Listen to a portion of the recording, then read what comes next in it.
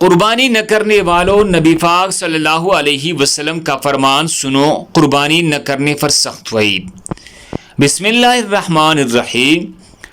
حضرت ابراہیم علیہ السلام اور ان کے بیٹے حضرت اسماعیل علیہ السلام کی سنت اسلام کی پہچان اور اہم عبادت ہے۔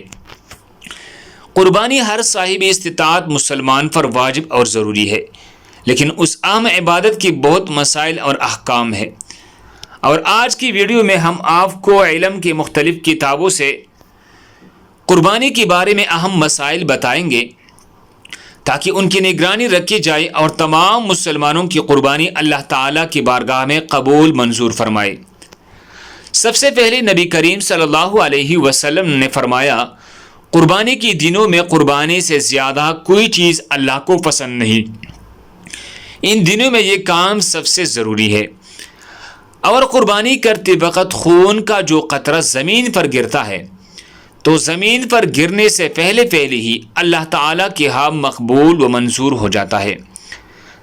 حضرت محمد صلی اللہ علیہ وسلم کا فرمان مبارک ہے، قربانی کے جانور کے بدن پر جتنے بال ہوتے ہیں ہر بال کے بدلے ایک نیکی لکھی جاتی ہے۔ ایک اور جگہ پر ارشاد ہے، تمہارے باپ ابراہیم کی سنت ہے۔ صحابی نے پوچھا، ہمارے لیے اس میں کیا ثواب ہے؟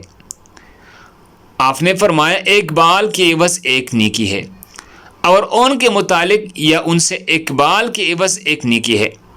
اس کے علاوہ نبی کریم صلی اللہ علیہ وسلم نے ہجرت کرنے کے بعد ہمیشہ قربانی کی اور نہ کرنے کی سخت وعید بیان فرمائی۔ پھر جو شخص قربانی نہیں کرتا وہ ہماری عیدگاہ کے جانب بھی نہ آئے۔ تو بات کرتے ہیں اس حوالے سے قربانی کی واجب ہونے کی 3 شرائط ہے۔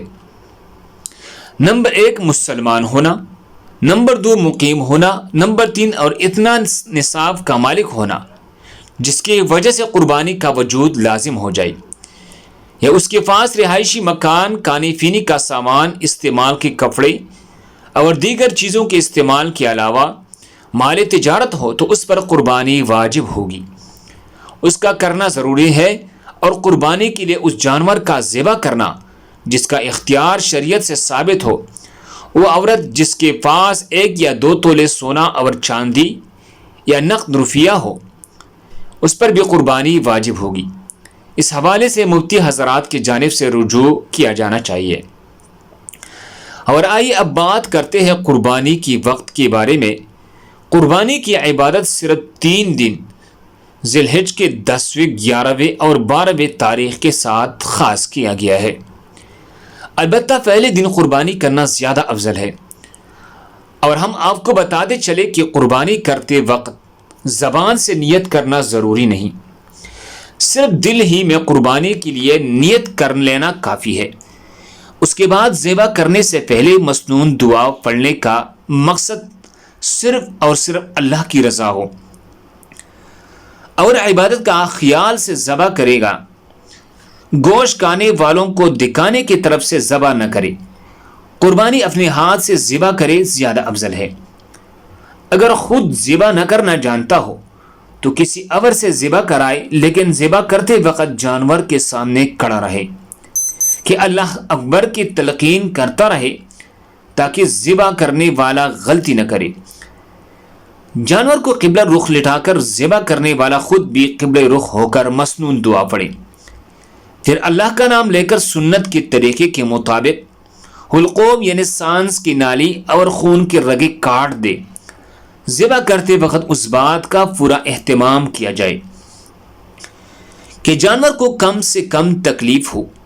نبی کریم صلی اللہ علیہ وسلم کا فرمان مبارک ہے، ذبح کرنے سے پہلے چوری تیز کی جائے، ایک جانور کو دوسری جانور کے سامنے ذبح نہ کرے، اور حلقوم وغیرہ پورا کاٹا جائے تاکہ روح نکلنے میں آسانی اور سہولت ہو، اور جانور کے سامنے چوری بھی تیز نہ کرے۔ اور آئیے ناظرین اب بات کرتے ہیں قربانی کن جانوروں کی جائز ہے۔ بکری بکرا، مینڈا بیڑ، دمبا بینس، گائے اور اونٹنی کی قربانی درست ہے۔ ان کے علاوہ کسی اور جانور کی قربانی درست نہیں۔ گائے اونٹ بھینس اگر 7 آدمی شریک ہو قربانی کرے تو درست ہے، مگر ضروری ہے کہ کسی کا حصہ 7ویں حصے سے کم نہ ہو، اور یہ ضروری ہے کہ بکرا بکری کا 1 سال کا ہونا ضروری ہے، اور اگر اتنا موٹا اور تیار ہو کہ دیکھنے میں سال بھر کا معلوم ہو تو بھی جائز ہے۔ گائے 2 سال کا جبکہ اونٹ 5 سال کا ہونا ضروری ہے۔ ان عمروں سے کم عمر کے جانور قربانی کے لیے جائز نہیں۔ اگر جانور کا فروخت کرنے والا جانور کی عمر پوری بتاتا ہے اور ظاہری حالات میں ایسا نہیں لگتا تو اس پر اعتماد جائز ہے۔ جب کسی جانور کی عمر پوری ہونے کا یقین ہو جائے تو اس کی قربانی کرنا درست ہے، ورنہ نہیں۔ اور دیکھنے میں پوری عمر کا معلوم ہوتا ہے لیکن یقین کے ساتھ معلوم ہے کہ اس کی عمر ابھی پوری نہیں ہوئی تو اس کی قربانی درست نہیں۔ لیکن دمبی اور بیڑ ان سے الگ ہے، ان کے بارے میں پہلے بتا چکے ہیں کہ اگر ان کی صحت بہت اچھے ہے تو قربانی کر سکتے ہیں۔ یاد رہے جانور کے دانتوں کو دیکھ کر فیصلہ کرنے میں جلدی نہ کرے اور عمر کا لحاظ کرے۔ جس جانور کی سینگ پیدائشی طور پر نہ ہو یا کوئی بیچ میں سے ٹوٹ گیا اس کی قربانی درست نہیں ہے۔ جو جانور اندھا ہوگا اس کی آنکھ کی روشنی جاتی رہی ہے یا آنکھ کی 1/3 سے زیادہ روشنی چلی گئی تو اس کی قربانی درست نہیں۔ جو جانور اتنا لنگڑاتا ہو کہ صرف 3 پاؤں سے چلتا ہے، 4تھا پاؤں زمین پر رکھتا ہی نہیں مگر اس پر چل نہیں سکتا، اس کی قربانی درست نہیں۔ اور اگر چلنے میں 4تھے پاؤں کا سہارا تو لیتا ہے مگر آگے چلتا ہے، اس کی قربانی درست ہے۔ اگر جانور اتنا پتلا ہو کہ اس کی ہڈیوں میں گودا ہی نہ رہا ہو تو اس کی قربانی درست نہیں۔ اگر اتنا توڑا ہی گودا ہو تو اس کی قربانی درست ہے۔ جانور جتنا زیادہ موٹا ہو اس قدر قربانی اچھی ہوگی۔ جس جانور کے دانت بالکل نہ ہو، جہاں زیادہ تر نہ ہو تو اس کی قربانی جائز نہیں۔ جس جانور کی پیدائشی طور پر کان نہ ہو اس کی قربانی درست نہیں، البتہ اگر کان ہو مگر چھوٹے ہو تو اس کی قربانی جائز ہے۔ اگر کسی جانور کو خارش ہو اور خارش کا اثر صرف جلد تک ہو تو اس کی قربانی کرنا درست ہے۔ اگر خارش کا اثر گوشت تک پہنچ گیا ہے تو اس کی قربانی جائز نہیں، اور وہ اس وجہ سے لاغر اور تباہ ہو گیا ہے تو اس کی قربانی درست نہیں۔ گائے اور بھینس کا اگر ایک تنتا خشک ہو گیا ہے تو اس میں دودھ ہے تو جائز ہے، لیکن اگر دودھ خشک ہو جائے تو پھر قربانی جائز نہ ہوگی۔ اگر جانور صحیح سالم تھا اور اس میں کوئی عیب پیدا ہو گیا، خریدنے والا صاحب استطاعت نہیں ہے تو اس کے لیے اس عیبدار جانور کی قربانی جائز ہے،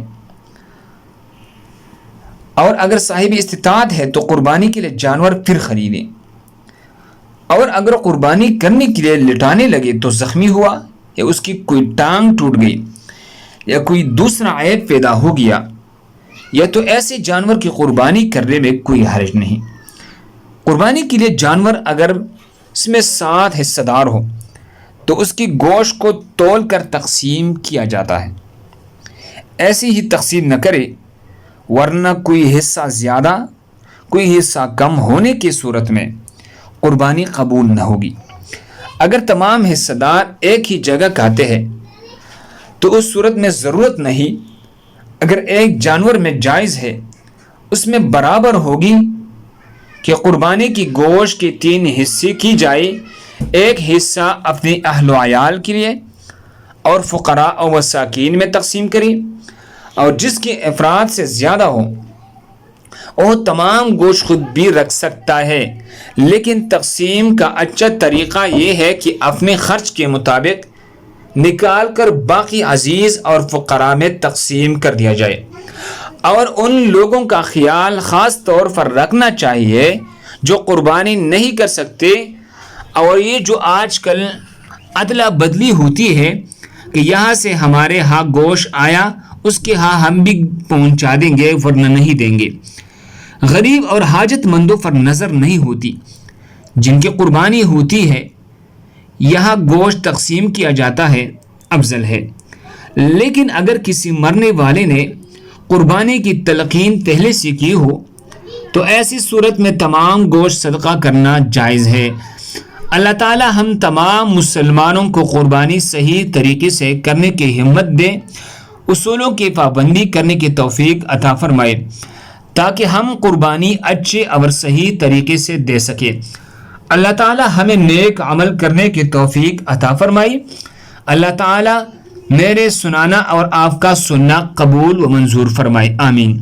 اللہ ہم سب کو اس پر عمل کرنے کی توفیق عطا فرمائے. دوسری مسلمانوں کے فائدے کے لیے آگے ضرور شیئر کریں. جزاکم اللہ خیر.